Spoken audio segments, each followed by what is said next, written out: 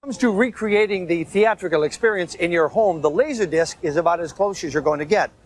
For over a decade now, filmmakers and film fans have embraced this format, but only in the last couple of years has it really started to take off.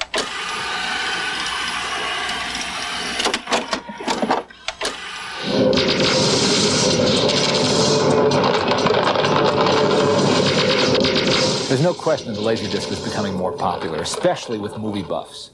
People who really love movies and like watching them at home are discovering on a daily or weekly basis that this is the best way to watch a movie at home.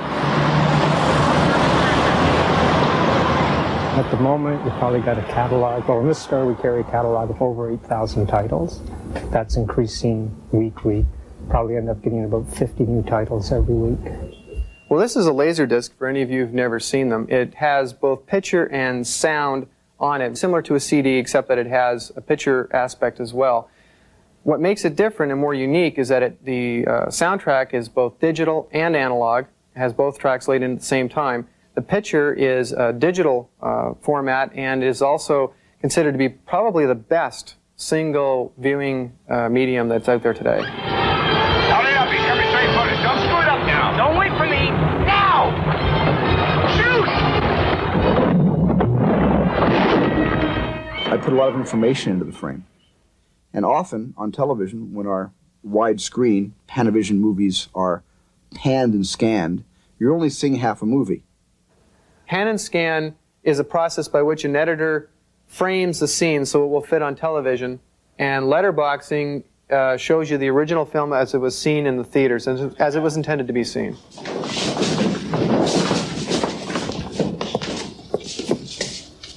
Marcus, I did it. You've got it.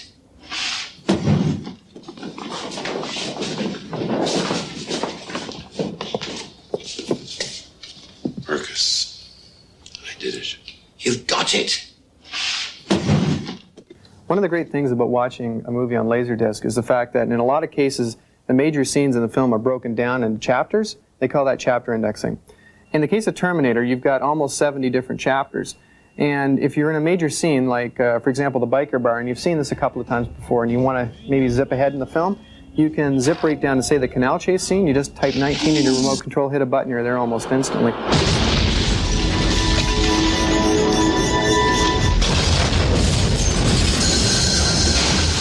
Most people don't know that VHS is 260 lines, broadcast is 340, and Laserdisc is 450, so that there's an enormous leap in quality. Listen, sweetheart, I want you to tell Mommy something for me. Will you remember? Yeah. Well, tell Mommy that I telephoned, okay? Yeah. And that I'll try to telephone again tomorrow. Now, will you tell her that? Well, supplementary material is really the thing that brings people closer to that whole Hollywood experience. It's what makes film watching interesting.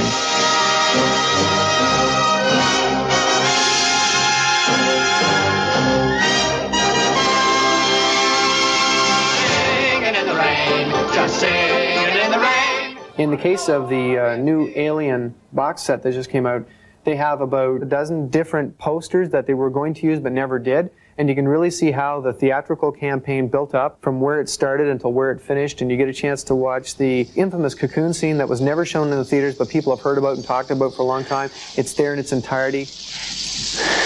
I'll get you out of here. I'll get you up to the shuttle.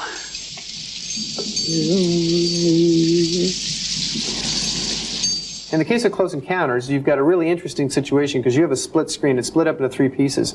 On the top half, you've got the movie, and then you also get a chance to listen to the director talking about the film. You also get a chance to listen to the producer talk about the film, and it gives you all on different audio channels.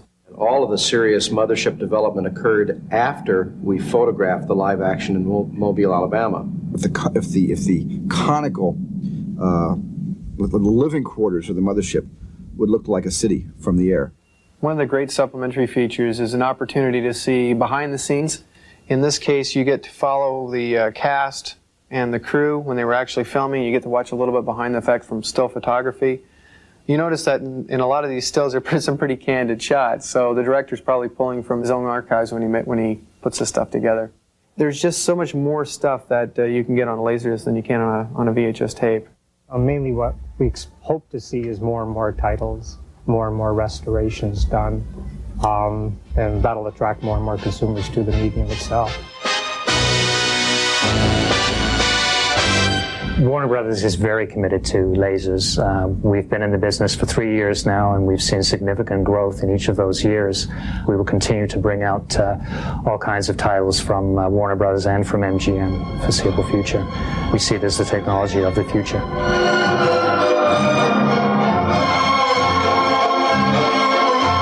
I wish more people did use Laserdisc, because anyone who loves movies wants everyone to see them as well as they can be seen. That's the whole thing about Laserdisc. It brings you closer to Hollywood. Gives you that feeling like you're taking a piece of it home with you.